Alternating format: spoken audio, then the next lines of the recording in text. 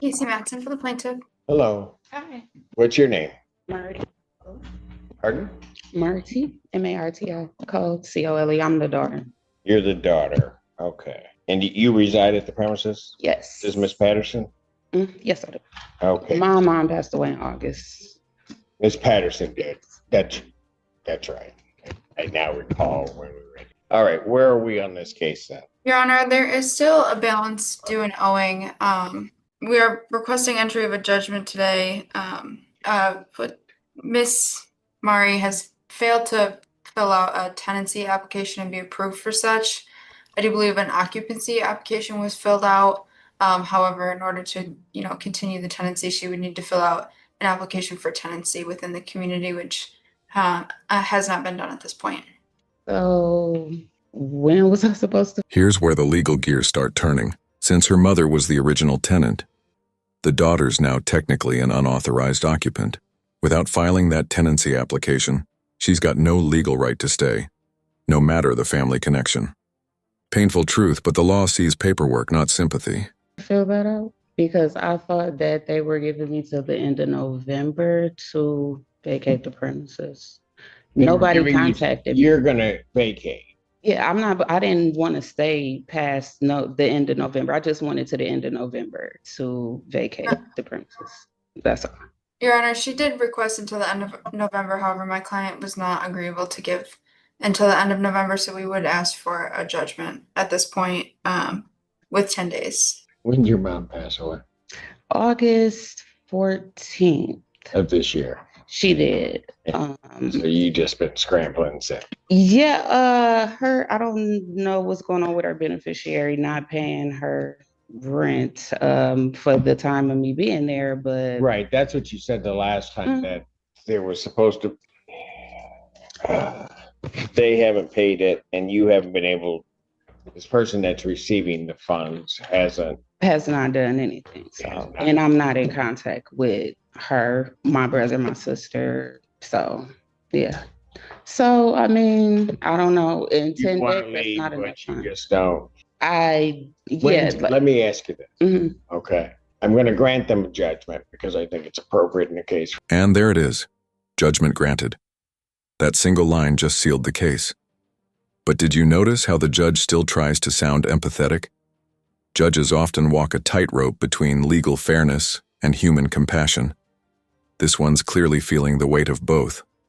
For possession, how much time are you really looking at? That if I said you got to get out, what's the soonest you could do it? November 30th, maybe a few days before, but I mean, I need that much time because I just started back working. So I do have a security deposit I got to pay when I move. So I have to say. I got you. I hear you. I mean, we would object to that. This case was filed in September, so she's had at least 30 days already to. Yeah, and I just started working this month. It's her brother. In October. Okay, hold on a second. Ms. Matson, what's your name? Yeah, we haven't spoken. Who is he? My brother. Yeah, you can come on up as long as y'all ain't gonna fight. I don't even know what he's doing here, but whatever. And enter the brother. Every family eviction case has that plot twist relative who storms in mid-hearing. Notice the judge's tone. That long as y'all ain't gonna fight isn't just humor, it's experience. She's seen enough family blow-ups to know what's coming. All right. So, what's your name? My name is John Peington Jr. All right. So what? I'm Ellen's son. I'm here to kind of give a basic background to this situation. She has been at my mother's house for over a year now. With who has? Me. Okay. Not been able to keep blaming. It also already has had 2 evictions by my mother as far as paperwork when she's been at the home. I have talked to her too. So why does this matter to me? So I've talked to Arbor Woods of the situation of getting my mother's things out to put in My aunties. Oh no, that's what this is about. See, him and my sister have came over with a big U-Haul trying to put me and my kids out so they could remove all the furniture and take it. Those are my mom's possessions, and she did not leave them to him or to one person. And since I'm there, they gonna come and take everything so me and my kids can sit on the floor. Like, that's not right. And I would never do that to them either. When I leave, I'm taking everything with me. Your Honor, Period. And I'm moving. So why would he think that everything would be outside or that he could take it to my aunt's house? Me and my kids are using it as of now because we are staying there. And as, like he said, we've been there for a year. We have. Upon that situation, sir, it was to the point that the eviction had came out. That was the only reason we were over there to try to move the things. Upon that point, as you can, there are lawyers right there. I'm pretty sure she can talk to who she's representing. She has changed the locks. Only reason I was at the house is I have a key to the house. And I changed the lock because him, my sister, and my aunt tried to come over and put me out, and they tried to remove everything out of the house so we can have to sit on the floor. I don't need to put any. How are you removing the furniture, John, when me and my kids are sitting on it? How are you removing everything out the house and taking it to Pam's house when me and my kids are there using it? I would never do that to you. Shut up. What things? You don't have no thing. Listen, 2 officers came over. There was officers. Be right with you in a moment. I had to call the police on them because they came over trying to put me and my kids out and remove everything. So the officers told him, my aunt and my sister, that they cannot come over there and remove nothing. Okay, but hold on a minute. All I wanted was my stuff, which is. You don't have nothing. Your clothes, I gave them to you when the officer was there, and he said that's it, and he told you not to come back. All right, so when you guys pulled up to the building. This is not probate court. The judge is reminding everyone she's not here to divide inheritance or decide who gets mom's furniture. Her job?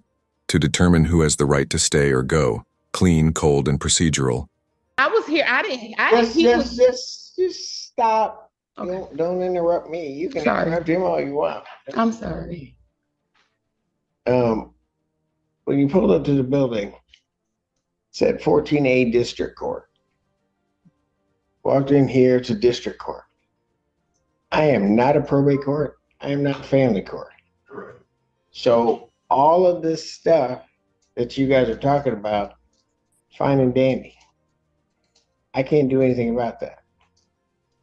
I'm here to figure out the day as far as when she has to be out, so we can. Well, frankly, sir, you don't have any interest in this and haven't appeared until today. So I don't. I've been at work. Well, I don't care where you were. I'm just saying I'm on my 3rd hearing, and she's appeared at every hearing. Mm-hmm. And you haven't been here, and now you come in here and talking about you want to know what date. I'll give the date because publicly I will, that everything's going to happen, but everything else is up to you guys. No, I understand.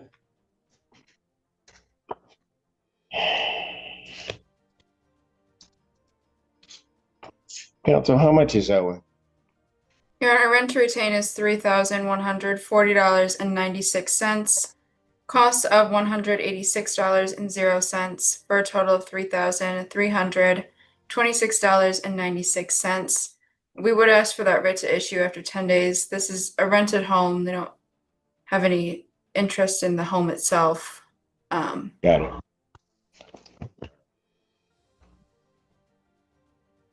What I'm going to do is I'm going to find after finding no trial. Final gavel moment. Judgment for possession, move out by November 14th, and a hefty $3,326 bill. The judge's closing warning: don't take the law into your own hands. Hits hard. Translation: let the system work. Don't let family drama turn into criminal charges. Issue as to the amount of rent that's due. I'm going to judgment for possession to the landlord.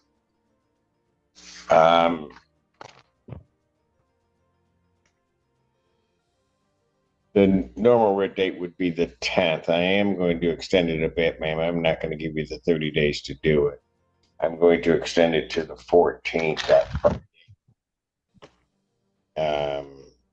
And at that point, the landlord can take it. So writ to issue November 14th for the drafter, 2025. All right. Thank you.